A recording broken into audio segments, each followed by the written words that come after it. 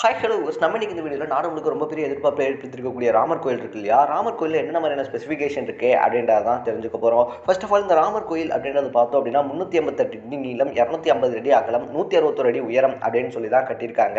இந்த ராமர் கோயிலை பொறுத்த வரைக்குமே பார்த்தோம் அப்படின்னா இரும்பு எதுவுமே பயன்படுத்தாமல் இன்டர்லாக்கிங் அப்படின்ற முறையப்படுத்தி தான் இந்த கோயில் இருக்கு இல்லையா அதை கட்டி முடிச்சிருக்காங்க அப்படின்னே சொல்லலாம். கிட்டத்தட்ட 3 ஃப்ளோர் இருக்கக்கூடிய இந்த கோயிலில் பார்த்தோம் அப்படின்னா 398 தூண், 44 கதவு இருக்குது. அது மட்டும் இல்லாமல் சபா மண்டபம், பிரார்த்தனை மண்டபம், கிர்தான் மண்டபம்னு சொல்லி 5 மண்டபங்களும் ஒரு ஹாலும் பார்த்தோம் அப்படின்னா ராமர் கோயிலில் இடம்பெற வச்சிருக்காங்க. சூரிய பகவான், பகவதி அம்மன், விநாயகர், சிவன் சொல்லி 4 பெரும் தெய்வங்களுக்கு பார்த்தோம் அப்படின்னா 4 மூலைகளிலுமே சிலை அப்படின்றதும் வைக்கப்பட்டிருக்கு.